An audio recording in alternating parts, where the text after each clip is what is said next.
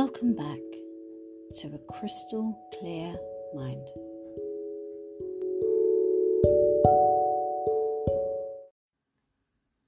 Hello, my loves. How are you all doing out there in the world? It's another chilly day here in the UK, although I must admit it's not as icy as it was last week, so I'm counting my blessings. I don't know about all of you, but I am still in major hibernation mode. I'm finding myself feeling really sluggish and definitely more aligned with the possibility of a warm blanket and a hot cuppa than anything else at the moment. But with this full moon approaching, I've started to feel a shift on its way up. I may still feel that sort of winter lethargy, but I've also found a new inspiration to kind of get up and get things done. It doesn't mean necessarily that I have all the energy I need to get all those things done, especially as my sort of Taurian creature of comfort still needs to enjoy its winter rest. But I can definitely feel that shift in my brain and in my thought patterns and also in my physical being. It's been a really, really slow start to the year for me, as I've been unwell for the most of January, which added to the lethargy and the slowness. But as I've started to feel better and starting to feel like I'm back to myself, I can kind of feel that itch to sort of get on and make things happen. And I'm finding that this full moon energy, as it was approaching, has kind of lit a fire underneath me.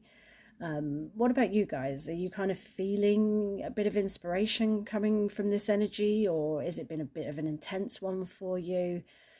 Because we know that lunar energy can have quite a dramatic effect on how we feel. It can make us feel slower. It can make us feel like we're wading through mud, just trying to get the simple day-to-day activities done. It can also kind of mess with our sleep patterns a bit. A lot of people find that their usual sleep can become quite disrupted and restless around a new or a full moon.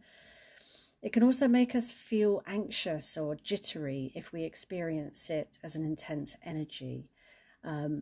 Obviously it can go the other way as well. It can have a very positive effect where it kind of gets us inspired and up and moving and wanting to do things and very active, very proactive. But what we need to remember is to be kind to ourselves above anything else. So if you find that you feel any of these sorts of impacts during these lunar phases, it's all perfectly normal. It's just how you experience it. And the next moon phase or next planetary phase could be completely different for you. So in those sort of moments, make sure you take time to work through it using your toolkit, whether that's to meditate or use breath work, journaling your feelings out, bathe and cleanse yourself, offer yourself a bit of self-care. But most of all, just make sure that you give yourself some patience and time to feel good in that energy. So this full moon that we have today, it's in Leo, and this is our first full moon of 2024, and it's a wolf moon. So it's greeting us at the beginning of Aquarius season, which began last week on the 20th of January. Now, Aquarius season will teach us to shift the collective consciousness by being ourselves, so being our authentic selves. And Leo will help us to find out how to do that. Now, Leo is a sign, it's ruled by the sun, and it represents our center. It's a reminder of what makes us who we are and helps us to feel our truth. Now, after a little bit of conflicting digging, I found that Leo is actually considered to be connected to the heart, the crown, and the throat chakras. I could not find a definitive answer as to which one it was actually connected to, but I found that, especially in this lunar phase, this full moon phase, that actually all those chakras and Leo in them, it represents it so beautifully that I'm actually quite happy to roll with all of that. So the heart chakra is all about things to do with love and emotions, and I'll talk a little bit later about how you need to be still with your heart throughout this month in this Leo energy. And the crown chakra is your spiritual connection, and it connects you to the divine. And with this beautiful mix of Aquarius and Leo this month, this also made perfect sense to me. Kind of connect to the collective through your transformation.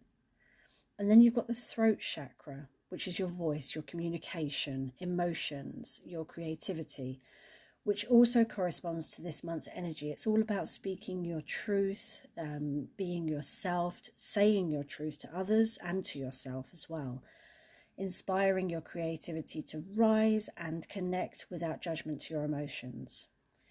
So this month, you're going to need to take some time to listen to your heart.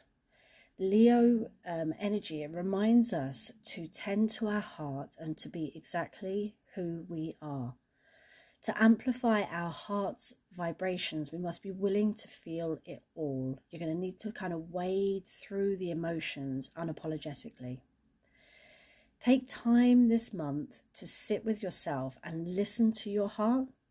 You need to breathe into it and don't let your mind cloud what your heart is telling you.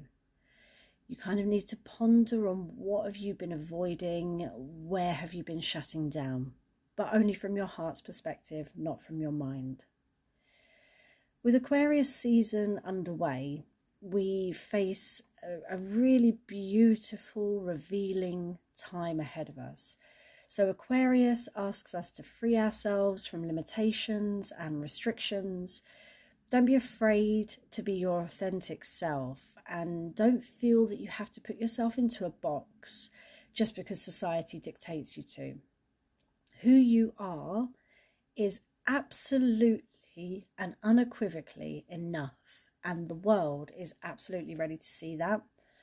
So now you combine this with the Leo full moon energy from today, which is a time of celebration and revelation, where it asks us to feel our truth, honor the steps that we've already made so far, and to see what needs to be shifted in this phase. Now, Leo is the regal sign of the zodiac, so it is the embodiment of leadership and compassion, strength and love. This is a time for you to shine your brightest without fear. Love yourself fiercely and let your love change the world around you. During this time, you got to be a little bit wary of the low vibe energy that can come off of it. So Leo's shadow side is the ego. So when we align with that side of the energy, we become demanding and we find ourselves seeking approval and validation from external sources. So use this lunation to notice and acknowledge when the ego has taken the reins. Breathe into that and release that energy, choosing to align to your higher self instead of choosing to align to the destructive ego. And Aquarius's low vibe energy comes across as judgmental, critical and aloof. So use this time in this month to notice if you've been adopting these sorts of behaviors. The key is to kind of rise above it and get back to your higher self. And to do that, you need to notice the behaviors that you've been displaying, but notice it without judgment, and then accept them. And by accepting them, you acknowledge them, and then you step into the higher frequency of Aquarius, which connects you to the bigger collective. This full moon is a very expressive, bold, daring sign, so it will bring us plenty of opportunity for creativity and emotional releases, and it will remind us to share that creative flow and that light within us with others. And you may find that by sharing this light, you have an inspirational effect on others around you.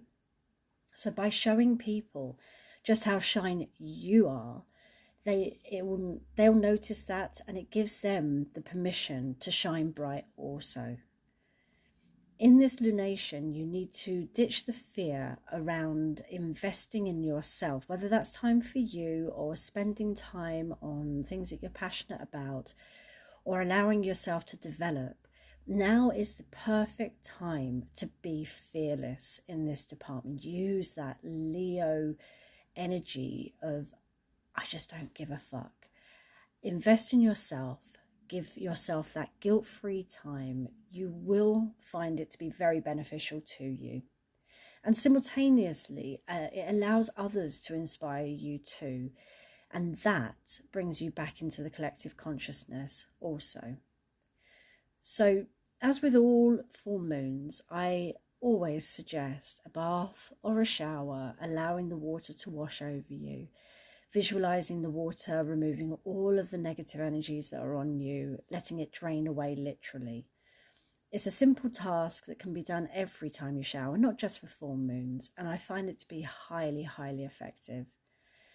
Obviously, I always say that journaling through a full moon is quite important if you can fit it in.